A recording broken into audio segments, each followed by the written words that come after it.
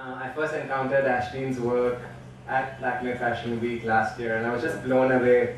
You can see some of it here, and I encourage you all to actually come afterwards and look at the garments closely, the saris as well as the cocktail dresses. Look at the work, look at the motifs. It's absolutely brilliant. I was completely blown away. And then after I got to talk with him, I realized that he's not just a fashion designer, but he's had this life where he's actually done a lot of research.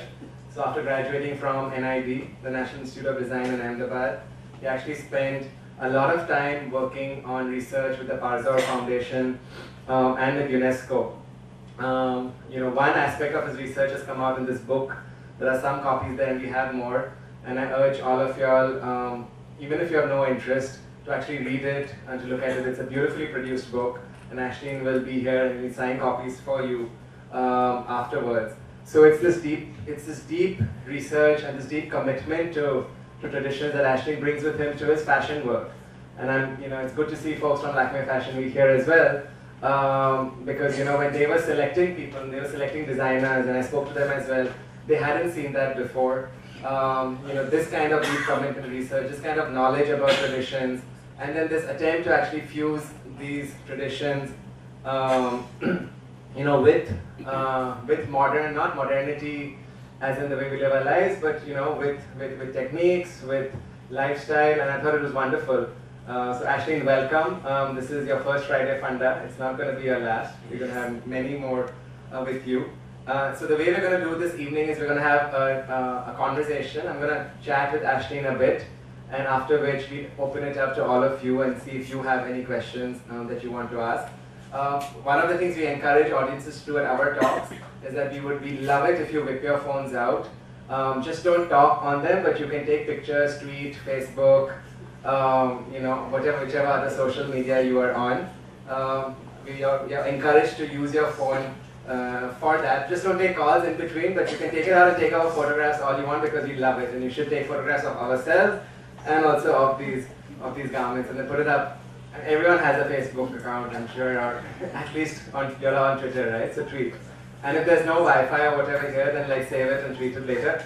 But the point is that we really want, because something like this, one bit is you're experiencing the magic here, but we really want you to do that and to share it with the world outside as well. And it's the same. So at the Godrej India Culture Lab, that's what we do. We have these incredible events.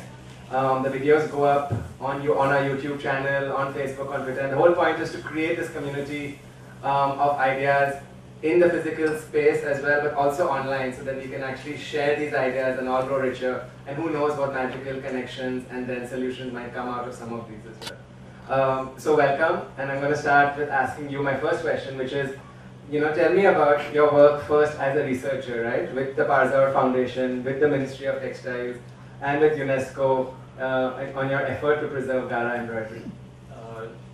It all started with my research work in NID, and I started researching on custody weaving.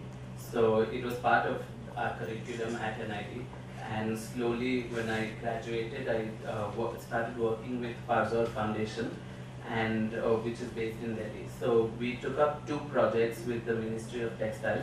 One was in documenting textiles, and the other was skill development. So in the documenting of textiles and study and documentation of these textiles, we traveled to different cities where there is a considerable Parsi population. So we traveled to Ahmedabad, Baroda, Hyderabad, in Delhi, Bombay, and we documented lots of garas which Parsi house and families have as their heirloom. So it was, for the first time, we were looking at them and kind of saying, this is a certain type, this is a certain motif, this we've seen. And many people felt that their gara was extremely unique, or they'd never seen something like that. But then we started seeing patterns evolve, like in the garas itself. So you mustn't have been very happy then when you... We didn't tell them. We put that in the document. But and then the second part was I traveled to Iran, and I also traveled to Hong Kong. And in Iran, we looked at the Zoroastrian motifs in various textiles they have, so in the pants and in the shawls, etc. In the exhibition, you can see some examples of it.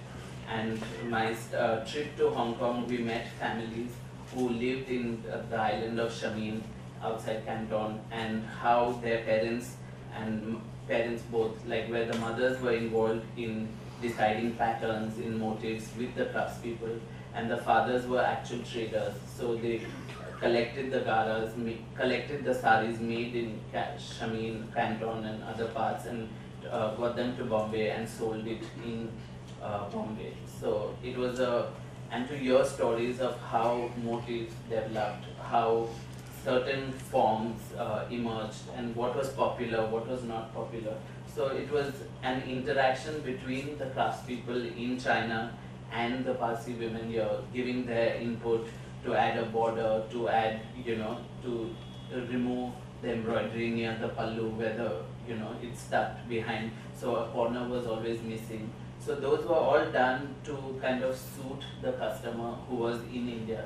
So, and as women also started traveling to Hong Kong and China, they kind of started putting their inputs. So they wanted certain motifs, they wanted certain elements, colors. So that was the study which we realized it was not a craft which was just about getting textiles from China and selling them in India. It was a craft where there was an amalgamation of the Persian tradition, the Chinese tradition, the definitely influences of the Indian tradition, which was also about colors, motifs, so the paisley, etc. And then as the British were in India, so the British influence of bows and baskets and roses and typically, European flowers showing in Chinese embroidery. And if you see the textiles, a lot of it was edited. So you didn't have dragons, you didn't have a certain number of colors. You had very specific colors which the community kind of patronized. So the reds, purples, blacks. And so it kind of was an amalgamation of all these influences which created this unique hybrid textile. So that was one feature which came out of the study. And the other, the second part of the study program was to enhance and push this skill out there. So to train craftspeople, women, men across the country in Parsi embroidery, make them aware of what the motifs are, what is the meaning. If they were doing a rooster, what was the meaning of it, a face, etc. The flowers, each flower had a meaning, chrysanthemum. So to kind of give this knowledge, share this knowledge with. So we held workshops in Ahmedabad, Navsari, Bombay and Delhi. And in Ahmedabad we collaborated with Seva, and they already had the skill of doing embroidery, but they do it with a mochi needle, which is like much bigger, so it forms like a bigger chain stitch. So how could we adapt their technique to Parsi embroidery, or to give them new ideas, new material for them to develop. Were there existing practitioners of Parsi embroidery by the time you went, or were there? There are a lot of craftspeople who know the skill, but it's not they specifically were doing Parsi embroidery or were doing something else. So we kind of worked with these women. Then in Navsari, the workshop was completely different, where we made sure to have all the women in Navsari, Parsi women, get involved. So these were women who had seen their grandmothers do it, who had seen people in the family do it, but had completely lost touch with it. So they were for the first time working with needles and frames, and some were good, some were very bad. But, it was like more like an initiation. It wasn't we could do anything with the samples we created, or so that was. Then in Bombay we worked with more craftspeople, and we kind of we had a symposium called Painting with a Needle, and we kind of gathered a few saris, garas from across Bombay, displayed them. So it was to open the doors, let people see what is out there, and appreciate their textiles, how to take care of it, how to understand, because a lot of women, everybody thinks it's Chinese. They didn't know there are the Taoist symbols in the border. Some of the women felt that the borders had butterflies, but we had to tell them these are bats, like very ornate bats. So then suddenly the love was lost for the butterfly. with more backs and so things like that. So it was very So interesting. tell us, for all of us who might not, so what is a Gara and what is not a Gara? Like, is there, because so many, did you find any of these and they thought that they had Garas but they were really not Garas? They were all Garas, but Okay. in the Garas they had, so motifs. When you suddenly start looking very closely, you see that they're so intricately done, some of them, that and so ornate. So you started understanding. They just thought, oh, these were Chinese scribblings, but you saw the 8 Taoist symbols. So there was the bamboo, there was the flute, there were various symbols, the boar. And so we had to kind of show them, and then they realized, okay, oh my God, this was even more precious than they actually thought it was. So that's the point of it. Okay. And birds, like most people thought, okay, the popular Garas are Chakla Chakli and things like that. So it's Chakla Chaklis are contradicting birds, or sparrows, like Chakla, male sparrow and female sparrow. So we kind of explain that it comes from Gule Bulbul, which is the Persian motif, and in which also there are the contradicting birds. So it was, and then every day we'd have women saying, oh, I have something in that trunk which my grandmother had given, and then we'd tell them it's priceless, and they would be like, okay, now I'm going to wear it, or something, So it was about discovering your own heritage and seeing your own pieces and knowing what it means. How did that research further translate? Did it lead to you? Because I know you started your label then after that. First, initially, with Parzo, we started a small craft module where we create products, small products like bags, vests, stoles, etc. And so we started, putting that out and selling it, and then we realized that there was a market for it where, you could explain to people what the motive was, etc. And so that started, and slowly then I started doing my own label. Yeah. So I started actually making, I made one Gara for a friend as just a gift, and then everybody said, why don't you make one for me, and slowly then. But you've done the groundwork before with the revival. Definitely. So if you can just take us through the audience, some of your creations. Ashdeen has brought some of his work that he showed these are part of his Lakme collection, and I think one which wasn't as well, right? Or was that, no, this wasn't. This wasn't as well. Yeah. So I want you to take us through and tell us, first, describe them to us, whether it's the motif, whether it's that. And if you can then also tell us about how, cocktail dresses are not Garas. Yeah. So how you made that leap between this tradition towards this new silhouette, and we've spoken earlier about how you really believe that the Gara aesthetic is actually quite right for modern times. So you can just take us through that journey.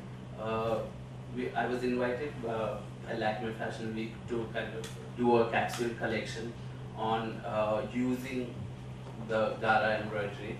So it was they have a textile day, so they call textile people who specialize in textiles. So the challenge was to use the craft or the tradition, but yet to make it modern, yet to make it current, and to put it in a context where a young girl would want to wear it and an older person would appreciate it.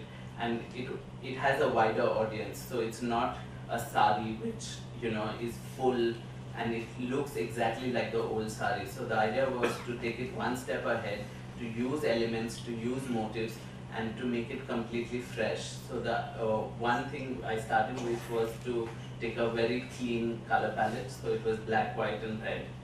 And the motifs I was working was with cranes and chrysanthemums. So if birds, cranes, and these are not typical. These are typical Gara motifs. Yeah. So the cranes are extensively used, but largely in even Japanese embroidery. And the chrysanthemum is very much part of the Chinese vocabulary. So if you see this shorter dress here, so the idea was to create like an embroidery which kind of worked and enhanced the silhouette.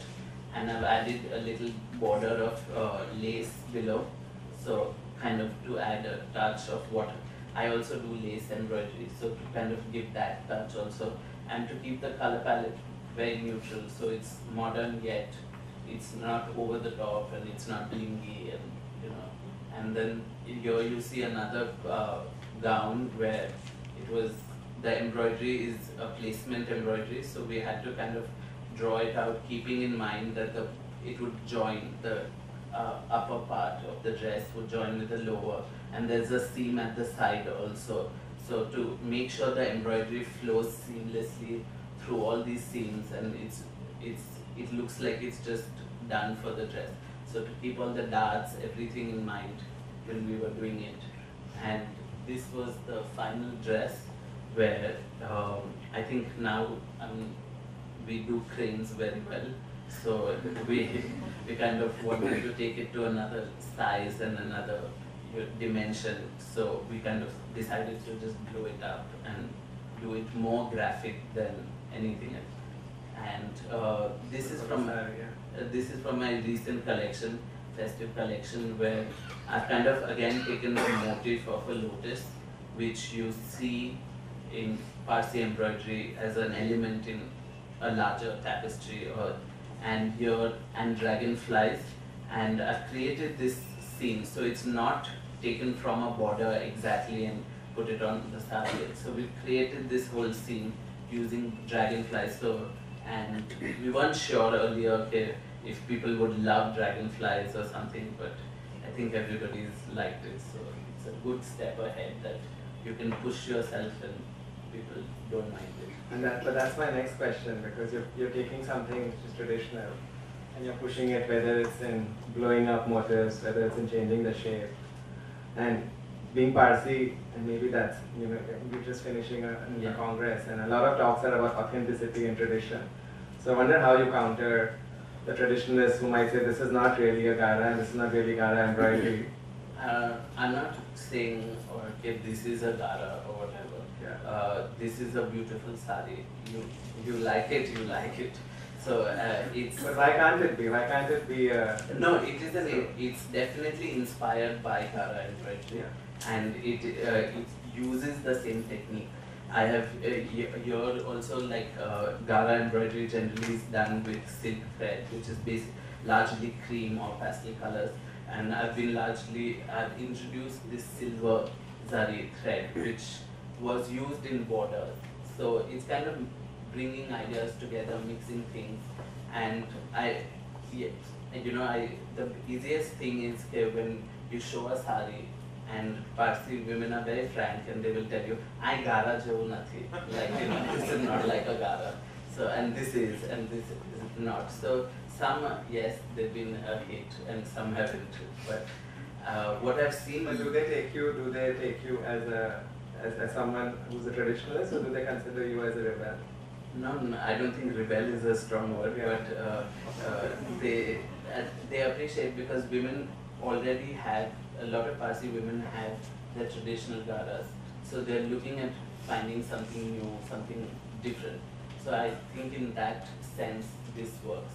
And my audience is not only Parsi women, and I'm based in Delhi, so where I'm catering to a larger market, they have a lot of appreciation for hand embroidery and Gara. So to see something different, something coming out which is not the typical Gara, they kind of appreciate it. But then you're also then catering to whether it's NRIs or whether it's non-Parsi customers. Yeah, there are. We recently had a showcase on a website, web portal, and we just had an image of the sari, and people buy. I wasn't sure whether somebody would buy a 60,000 rupee sari on the net, with just seeing one picture, very few details, etc. And the first thing which was bought was the expensive saris. So there are, and it was all by NRIs or people from outside India, and we were quite startled that there is a lot of appreciation for hand embroidery and hand scales. So, and they're ready to pay the price for it. I want to go back to this thing of authenticity, because in that sense, as a Parsi, this is not a Gara. So how does it matter what is a Gara? So what would she say would be a Gara? So what is a Gara, what isn't? And I just want to probe that a little more, because in a sense, if you're trying to interpret tradition for modern times, you lose a little bit of that, or you take that ahead. But how can you say this is also? So first, if you can just tell us what would be a traditional Gara? A traditional Gara, like if you, like you can see in the display here, it's basically embroidery which was done on silks. Like the fabrics used were Godrej, Gara, and Salikaj. So these are jacquard silks or silks with lino weave, Georgette silks with lino weave, and the embroidery was in the conventional sense with a border and a field or the jal. So there are various kind of garas, which is like there is an akho garo, which is where the whole body of the sari is completely filled with popular motifs, like there's the china chini. Then there is another type which is called kanda papeta, which means onions and potatoes. So it's basically polka dots, and because it was so common, it was called like kanda papeta. And then there is a Karolia motif, which is like a spider, or like as the Chinese called it as a fan. So things like that. So there are so many kind of motifs. And there are the borders, codes. But how did these enter this rule book that this is an authentic motif? Like over the years, was it codified or? Over the years, I think some of these designs, like you will see very unique designs. Like so somebody, I've seen a Gara which has strawberries on it. Then there is bakri, like animals and things like that. So there were certain designs which got popular and certain designs which didn't. So in a sense, that's where the Garas kind of formed their vocabulary of which were authentic and which were not. And the other thing were, like, if you were to see or check what is an authentic piece, there were always these seals in the edge of the Gara. So it was written made in China, Chimni Banawar, Chuntai, or the place it was, or the workshop. And there was simple writings where it translated what the motif was or something. So we have what is popularly known as the China Chini Gara. So it is filled with scenery. It's an oriental scenery with pagodas, bridges, Chinese men and women, and that's the few pieces where we've seen like children playing with dragons, etc. I saw one of yours behind, but it was Chini. There were only two women. Yeah, because we couldn't master the chinas, so we just did the Chini.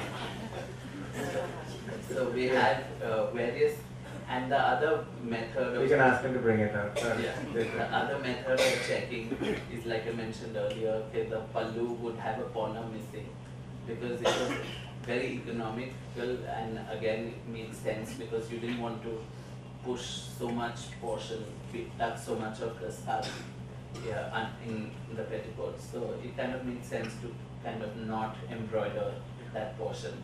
So those are few of the indicators which you can tell, by which you can tell that this is an authentic, real Gara. And how can you differentiate between handmade and there's also machine embroidered Gara?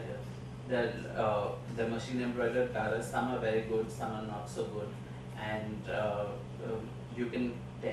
Like if you see quite a few, you'll instantly tell that this is not and this.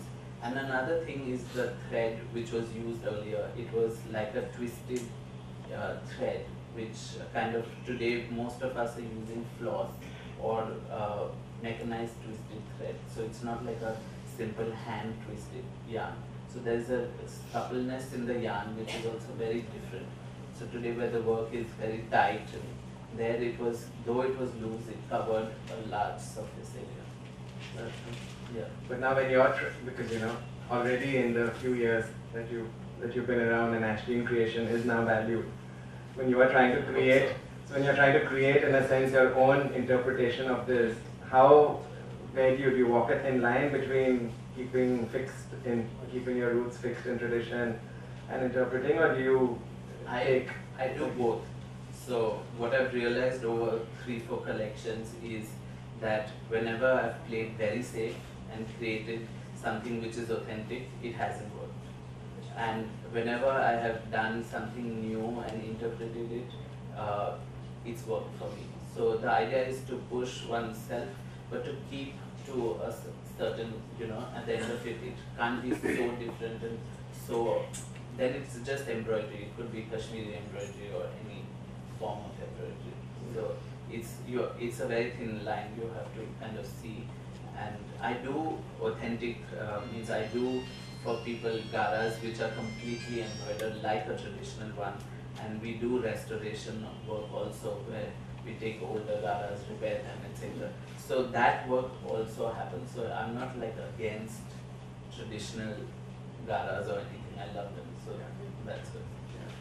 So I wanted to ask you one more, and then maybe we could open to the audience. And what you said earlier about communities, about how when garas were being made in China, there would be communities of people over there, communities of people here discussing. In your revival efforts, and in a sense, those craftspeople became, in a sense, close to the customers because of those links. In your efforts at revival, when in a sense you're revitalizing craftspeople and teaching them on how to make specific Parsi embroidery motifs and techniques. Are you in any sense seeing a community forming between your customers and these craftspeople, or are you the intermediary? Do they want to connect? Do they want to know? Do they want to form that relationship? Unfortunately, there isn't this community link because I am the face of the brand or whatever, so it's basically they communicate with me. But definitely over the years, the people who I work with, the people, they have slowly understood what the essence of the craft is, what the, so where, it starts with an image, it starts with the drawing, and how fine you could do the drawing and accurate, and then their interpretation, because at the end of the day, I am dependent on their skill, and the craft is basically, it's because of their talent that it grows. So, and for me, it's from a designer point of view, I have to teach them things which they don't realize. So one of the things which I've learned is negative space, where we all look at the form, but we tend to forget the negative space being formed by the larger form of a bird or something. So to see that, to make them aware of, like, the beak or the detail of the eye, and when we started doing china chini, saris, and I would tell them to do the face, and it was hideous, like the eyes were so wide, and I said, you have a face, like, look at yourself and do exactly that. So you kind of have to push them, you kind of have to challenge them, and then they have the talent. There's immense talent in our country and potential, and so you kind of have to tap into that and tell them, they've seen the birds, they've seen peacocks, etc. in their hometowns, villages, etc.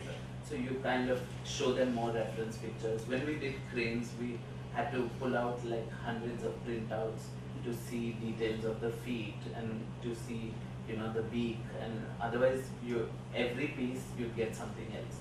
So to kind of see where the crown is, or the neck, etc., the movement.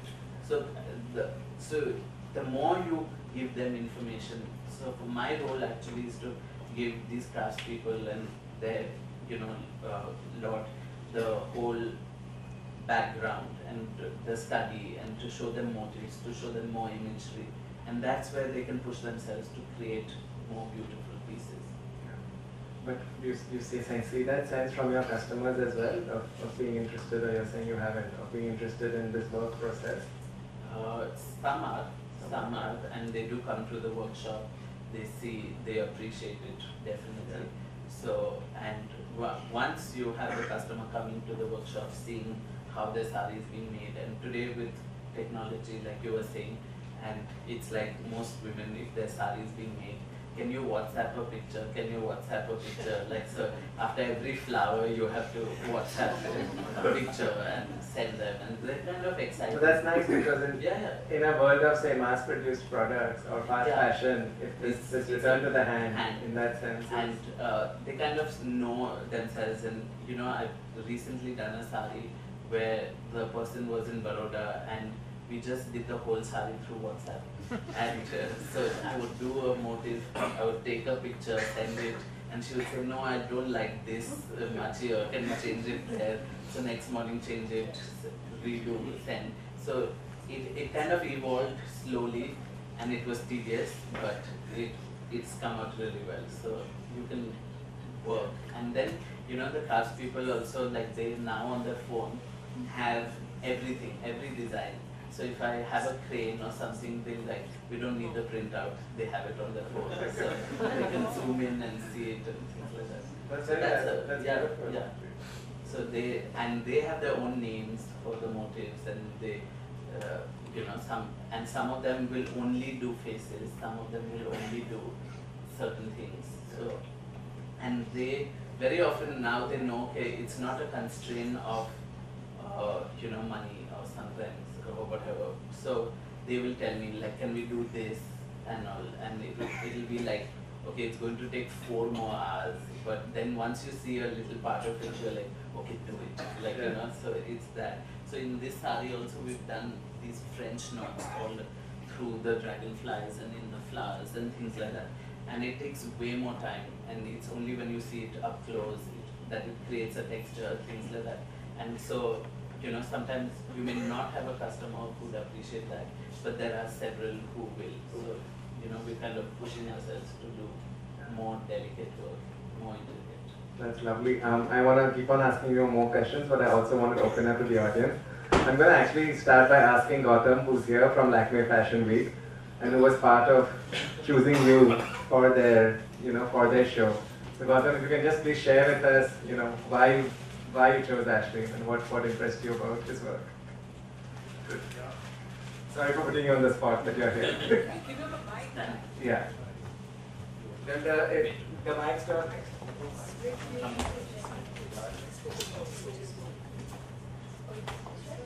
Yeah, no, that's fine. Thank you so much for asking me this question. In fact, I've been wanting to express, my thought that it's been such a privilege working with Ashdeen. And I think we did a show in March 2013. And I always, highlight his example, and I tell people that it was a show at 12 o'clock on Monday, and the attention and the visibility that the show received from the media and the buyers was much higher in terms of quality than what I have seen, even for a grand finale designer. So I really think that his sincerity and his commitment towards his craft was something that everybody picked up and appreciated. And I think, as Ashdeen said, that we have this special day dedicated to celebrating the weavers and the craftspeople of our country, and to highlight the diverse, traditions and crafts.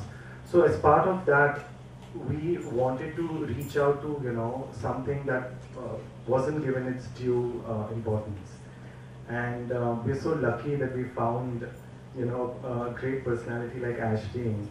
And once we found him, we completely pounced on it, and we said that you have to, do something and inspire people. It was more about inspiring people and showing them, this beautiful craft. And of course, his effort to revive and to sustain this craft is something that everybody appreciates. So I think it goes without saying. I mean, when you see his work, why wouldn't you have this? I mean, if it was in my hands, I would always have an Ashdeen show at every fashion week, and it's been a sheer privilege, to work with him. What a free show every fashion week. I'm sure the whole community will come out and support you. And I also wanted to ask you a question, now that I have the opportunity to talk about it, that what efforts are being put in to preserve and sustain the skills of the craftspeople? Because everywhere, wherever I travel, I find that the whole generation of artists and craftspeople is dying, and you picked up something which was also, towards its end, and you're trying to revive it. So what efforts have been put in to sustain and preserve it? I think the good thing is that today there are lots of designers across India who are using hand skill. So in terms of various kind of hand skill, so dabka work, embroidery. So, and people like Sabyasachi and things like that, full villages in Bengal are doing Sabyasachi work, and either they are copying his work or they are doing the real work. So it's a good thing in both ways that there is a lot of craft revival across Bengal, across various states in Gujarat, and today people are not too everybody kind of knows the difference between a machine embroidery and a hand embroidery, and there is a drastic jump in the price range, so people are ready to kind of pay. So, and that kind of translates to more craftspeople coming into the skill and continuing with the skill. So, and for me, there were it started with one or two people from a village who knew this craft and who had taken it on much later in their life, and that they are basically Hindu craftsmen. They weren't traditionally doing hand embroidery, and they learned this skill, and then they realized that the people who had learned the skill and were doing embroidery were earning a lot more than those who were doing farming and etc. So a lot of the younger boys got involved slowly and things, and so in my office from that same village I've had more than 60 people who come, work for a few years, gone back, and sometimes they come back and they have many difficulties, and it's not you can solve all of them, but the idea is they come to Delhi, they work for a few years, and most often if they have a family back home or something, they tend to work for 2 years, 3 years, go back, then come again after a year or so, and so like that we've had lots of people going and coming, and the younger boys who started when they were like 20, 19, 20, and today they, after 8 years or 6 years, they've become like very skilled, and now they don't want to leave Delhi. Like, they become Pakka Delhiwalas and things like that, so, which may not be a nice thing. Can I ask a question? Yeah. You have given a very good example through your voice about the various motives and all. Wouldn't it be better to put all this on slides so that those of us who are not always able to hear every word can see the actual design of all the various types of motifs and the stitches, because it gets magnified on a slide, and you can have a pointer and you can point to the details, Yes. and then you accompany it with your talk. It becomes more informative, it becomes more an eye and voice relating thing. So would you seriously think of making a slideshow, and then it would be every time if you wanted more motives, all of us have these borders with completely different things to what you have made. Yeah. Be happy to lend them to you so that you have 100 motives to show. Sure. No? I am doing a talk in Delhi on the 28th. This is at the Lodi Hotel, and we will be definitely putting, and it's a 45-minute detailed talk with a slide presentation. Yeah, but a slide should tell a story. Definitely, The story definitely. of the beginning To to the the end. and then Yeah, we are telling. Yeah. What I wanted to ask you was, that was always on silk, and what kind of silk were these garas on? on Godrej. It was what is the silk is today popularly known as Gajji or Gaj, and there's another thing where there were thin lines in the fabric. It was called Sali Gaj. So, and then later it was popularized. We had a thicker weave also called Ghat. So, Ghat. So, Gaj, Ghat, and there were jacquards also. Jacquard fabrics, which are patterns on self patterns on jacquard, yes. Yes, and so those are called khayal, like a dream. But that also you put in the slide. Yeah, we will. Yes. If there are any more questions, we bring the mic to you. What material have you used for this particular sari? This is a crepe jacquard. It's a crepe jacquard, and today these fabrics are imported from China, but available in Delhi, Bombay, everywhere, but largely imported from China. So if you see closely, it has a small floral pattern. Yeah. Thank you. There's one here, and then we'll bring you there. Or if you want to just come in front.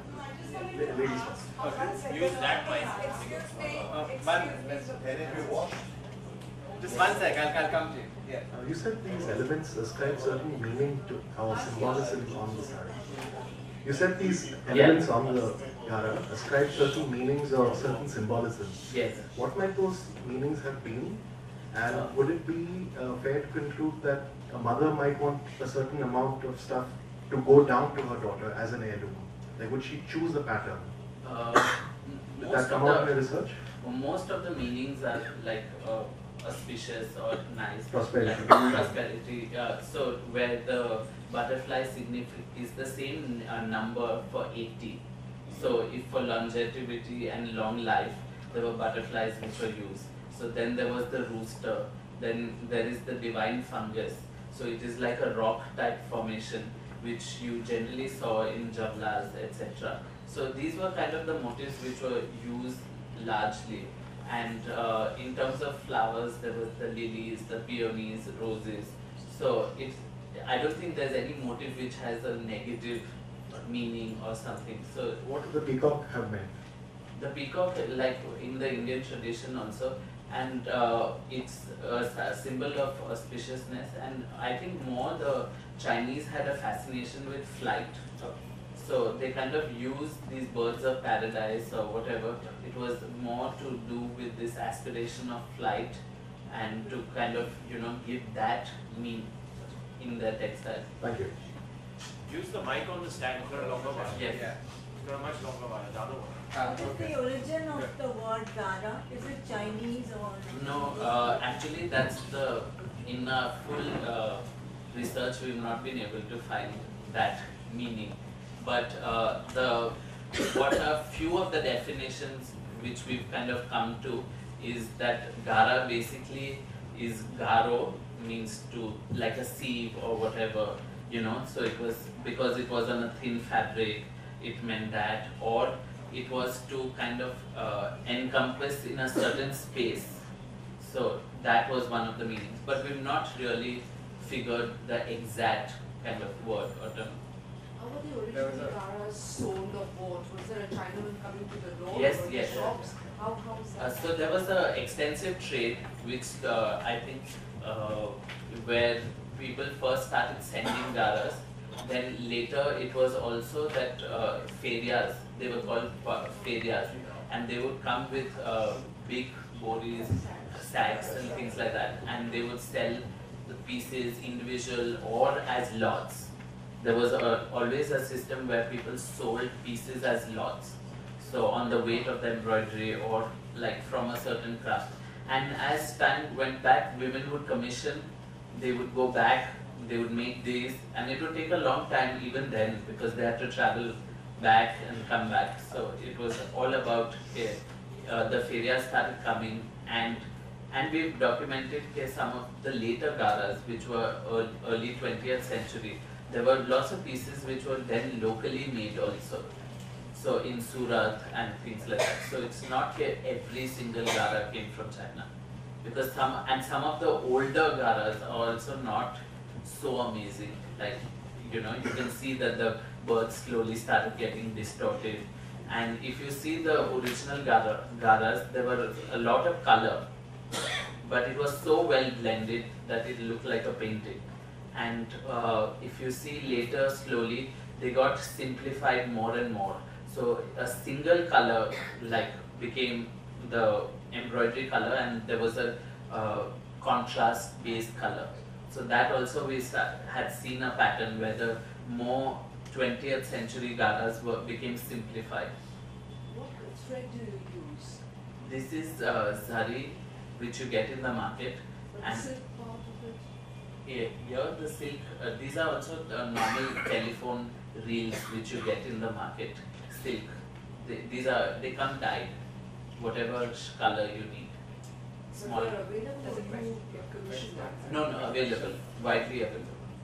Okay, actually, can we do her first? Yeah. Yes.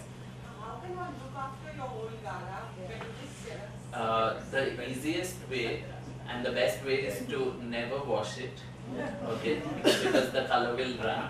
And you take a pole, like a curtain rod or something, cover it with muslin, and then roll the Gara on it. So and then put it in a muslin bag or something. That's the easiest way. Yeah, wrap the whole thing so that it doesn't have creases and it doesn't fold. Because silk tends to tear on folds. So that's the best way. Okay, there's one here. Yeah, you keep wearing and keep wearing.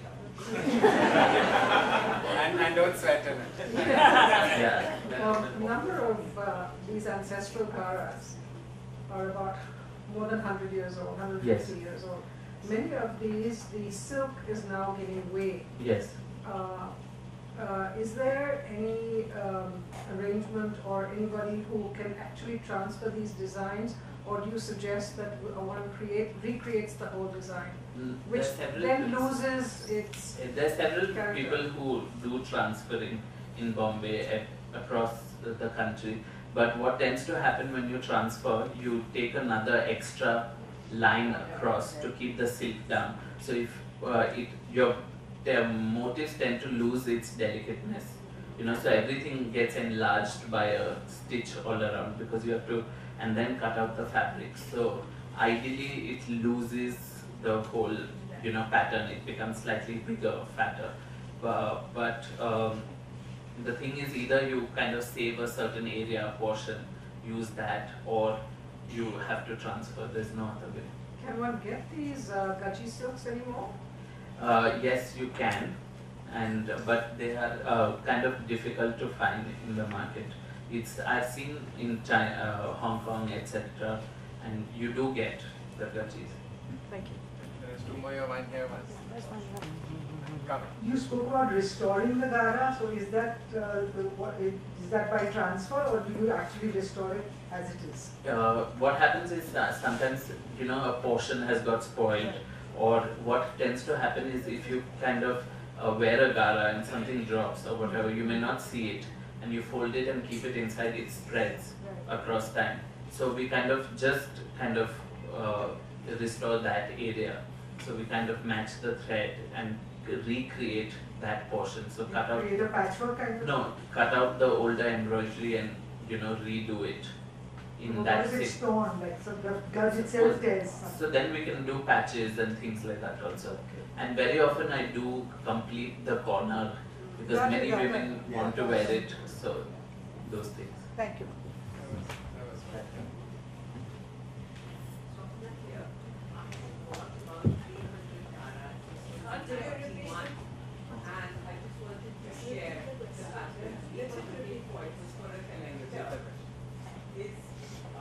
One Gara where a father and son are waltzing on the water. Yes. Another one with a model T4 and the headlights on.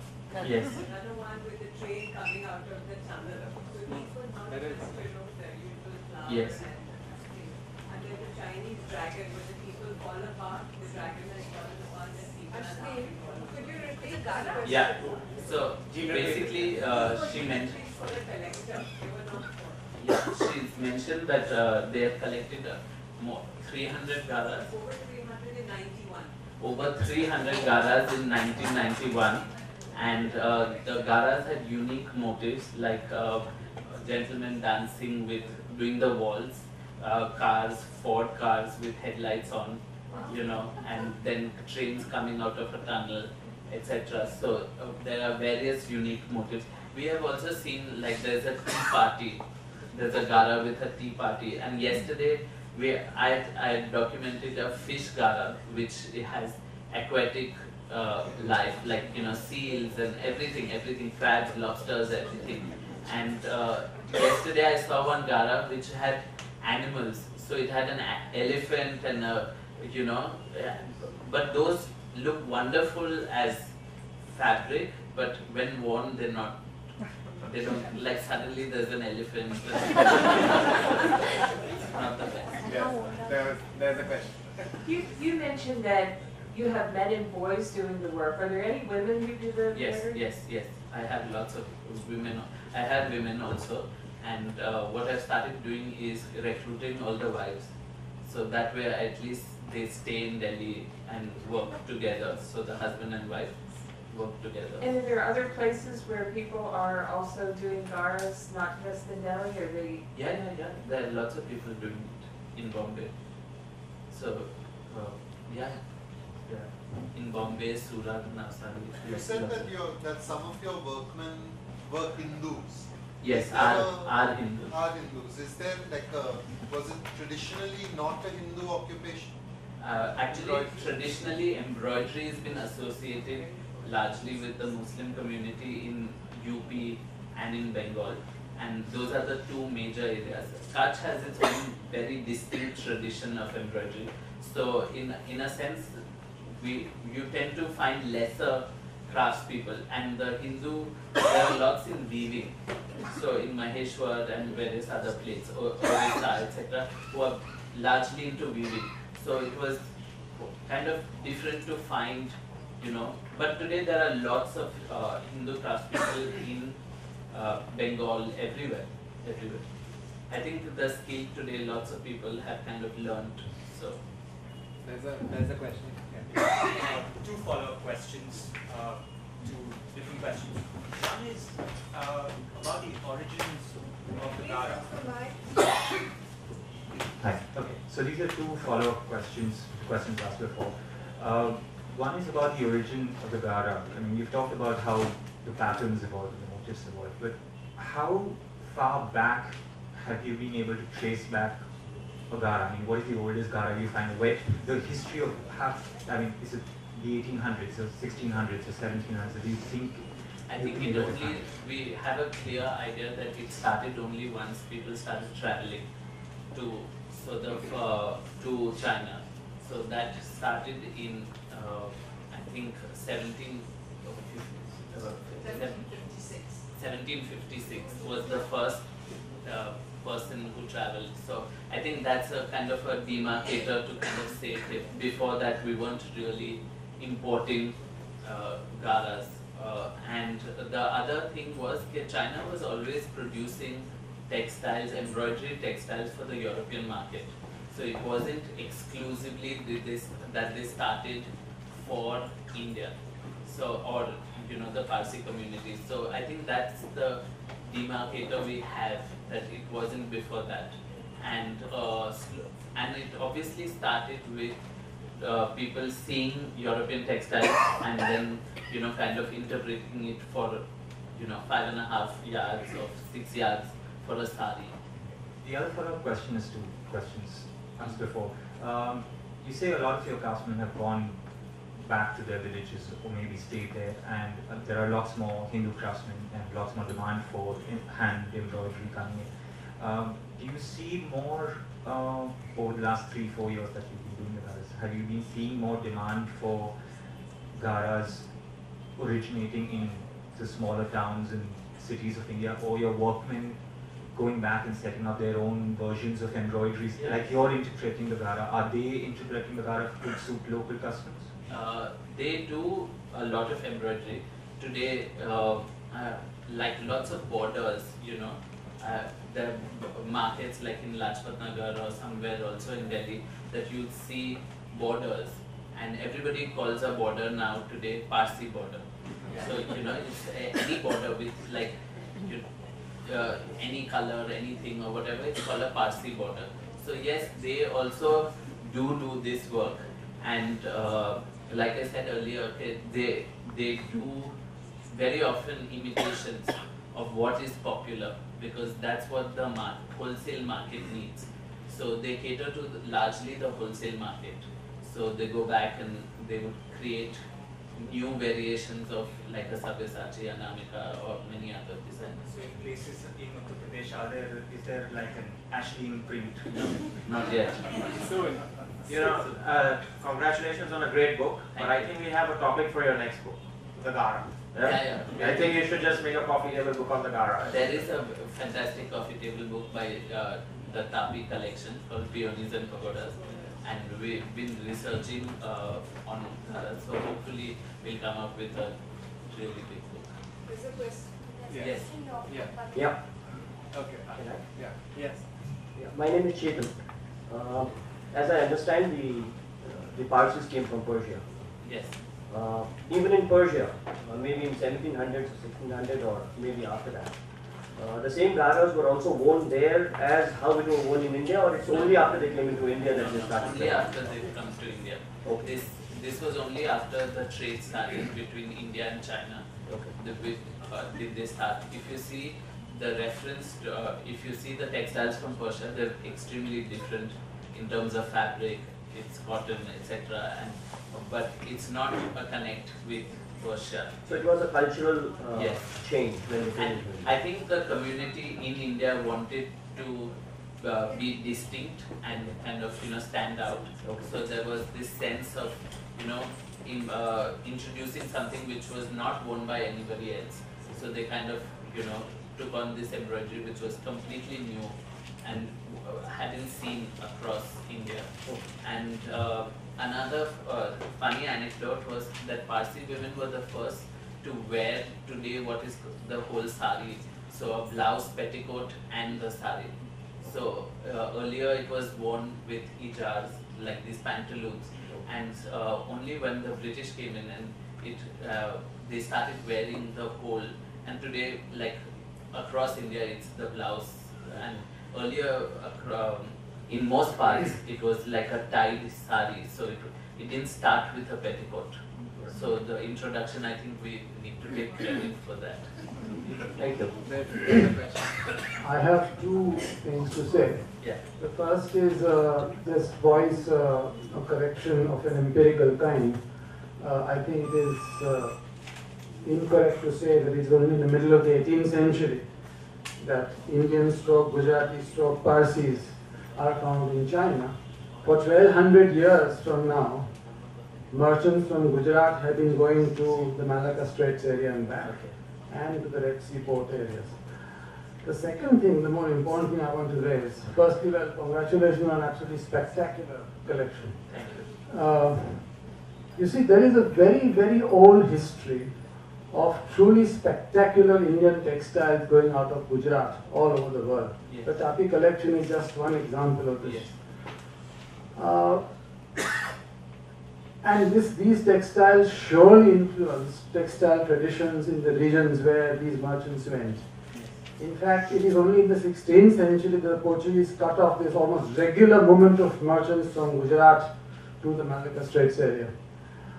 How would you locate or situate this tradition in this larger tradition of the movement of textiles back and forth? I mean, otherwise, I must congratulate you on bringing to us some excellent material. But I think the task remains of situating this into a larger sort of history of which it clearly is a part. I think it will illuminate your subject much further. Thank you. Hi, this was a great presentation. I have a question, and I think you answered it partly.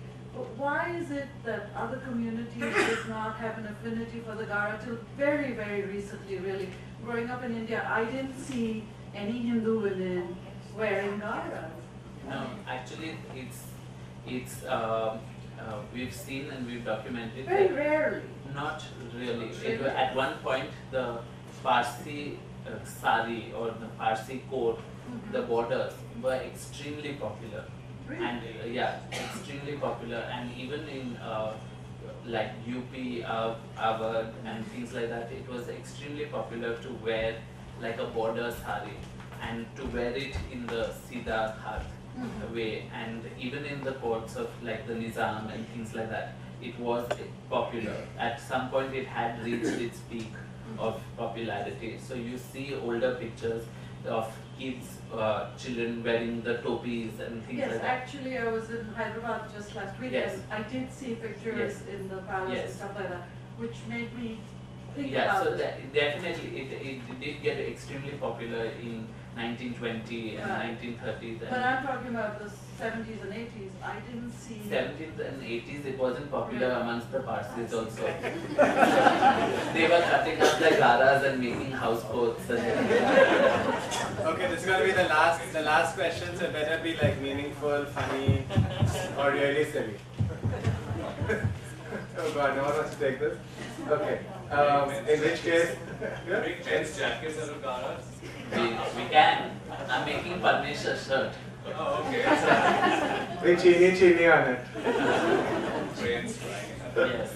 Yes. Okay, then I'm going to ask the last question, which hopefully will close this. Why should or how can the Gara go global? Because that's the theme of what we're talking about. I think the Gara can, in a sense, it's a beautiful craft which has a long history, a long tradition, and those who have explored it, like even Jean-Paul Gaultier, the French couturier, has often referenced Gara embroidery in his work. So it's not to say that it's not global or it's not. It is a tradition which has an extensive vocabulary, and I think any designer who wants to kind of tap it has a great repertoire waiting. So I think there's no harm in it's just like waiting to go local. Okay, and on that note, I want to thank you all. Firoza has some announcements, but I want to say thank you for being an incredible audience.